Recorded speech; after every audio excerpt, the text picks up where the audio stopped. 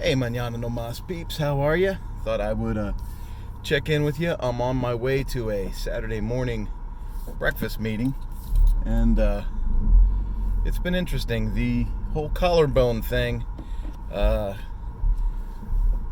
We talked to the doctor about deductibles and insurance plans and stuff like that, and they wanted to go in and pin my collarbone together after I broke it. And just had a quick conversation with them and said, hey, I'm in between employment now. I might be doing contract work. We're not certain, where the insurance is going to come from. Hey, are there any other options to this?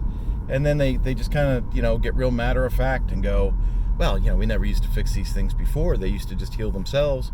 And, the pinning process, might speed things up for you, make things more comfortable. And then I thought, this is going to cost $6,000. $6,000 to be more comfortable? It doesn't even really hurt that much. I mean, I have a little discomfort, but I'm not in actual pain. So I thought, for $6,000, I think I can forgo this process, and let's just see how we go, right? So I did my follow-up appointment on yesterday, and doctor was real impressed. I'm getting a good range of motion, limited amounts of pain, and it's not like the bones have fused themselves back together yet or anything like that, but it is it's pretty remarkable how the human body can overcome things and how we as humans can adapt to the situations. So here we are, been laid off, not even 3 weeks yet. Got a business meeting this morning. I've had multiple dealers sign up for the online training that I've had up for years but couldn't promote. I was ready to go and have my own training program when I left Ducati, but then Suzuki hired me, and I had that material ready to go, but I'm real big on business ethics, right? So if Suzuki's hired me to promote dealer training, how can I have my own dealer training, right? That doesn't make any sense. So I never took the stuff down, but I never actively promoted it. So, when Suzuki laid me off, no more conflict, right? So went ahead, did a couple of promotions, couple of podcasts, got some dealers signed up into that.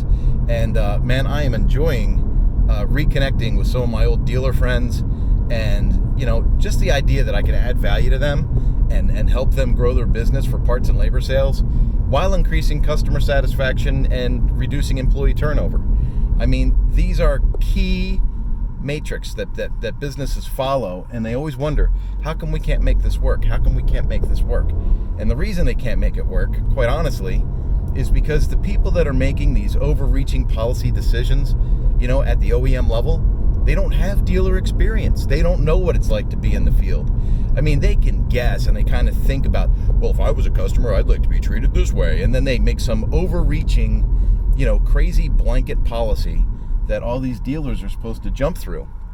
And what's interesting about it is, in a lot of cases, those policies don't even really affect those dealers, because the state laws where those dealers are at, the OEM has no reach, no control. So it's very interesting to me to be able to dive back in as an aftermarket, independent consultant and trainer to these dealers, add value to them, show them how to increase their parts and sales business, show them how to make customers, happier, more satisfied, and in doing so, reduce employee turnover by paying people better and making them more content with the jobs they have. Put people in their sweet spots. Let people work where they need to work, because people are internally wired for certain things. And when we keep trying to fit a square peg in a round hole, it's just not going to work.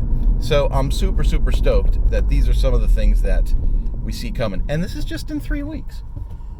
We've got some other projects going. Because of the podcasts, I've had a couple of different OEMs reach out to me and talk about training people in their dealer network.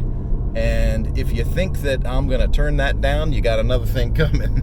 I would love to get some more experience and to interact with more brands and, understand the internal workings of how their decisions are made or products are brought to market.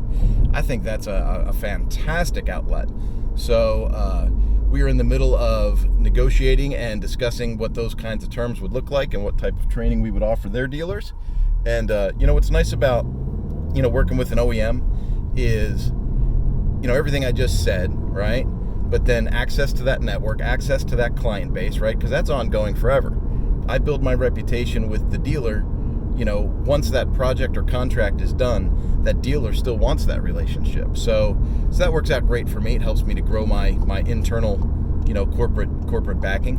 But the other side of the coin is, when you're doing something specifically for a manufacturer, they all have their own specific processes, software programs and access things that they need to share with their dealers. And man, how cool is that I know Ducati, I know Suzuki, I've got some experience with Yamaha, and then you throw in, a couple more brands and you go, okay, well, so when I'm talking to dealers and they say, oh, well, we're having a problem ordering parts, or we're having a problem with this, typically the experience that these OEMs will give me with their products are to overcome these types of issues. So I can say, oh, hey, I've got a module on how to order parts in the Suzuki Connect system. Or, hey, I've got a module on how to order parts, on the Talon system for Harley Davidson. And then it's just one more thing that you can do to help the dealers while helping the OEM at the same time. It's a win-win-win deal. So things have been exciting. Like I said, I'm on my way to a business breakfast now, and then I've got the whole day in front of me. The world is my oyster. I hope that you guys are finding a way to be thrilled with your weekend, finding a way to spend time with family, exercise, get your blood pumping, something. I am jonesing bad for some exercise. So I think when I say the world is my oyster, I think that's going to look a lot like packing some family in a vehicle, getting to a trailhead, and maybe doing some hiking today. Nothing survival level, but I got to get my legs working on something. It's been 2 weeks now since I've been on a bicycle, and man, my legs are screaming for some exercise. So that, and I've got a trainer in the garage that I'm going to set up this weekend, so I'll at least be able to put on a sling for the shoulder and sit on the trainer and at least get the legs spinning. It's not the same as riding a bike, but it's similar enough that I can keep that muscle group working. So have a good one. I love you guys. Thank you so much for the support, and again, I pray that you have an awesome weekend and that you focus on rejuvenation this weekend so that you can hit this coming week with a certain fever pitch. All right, mañana no más. Let's get it done yesterday.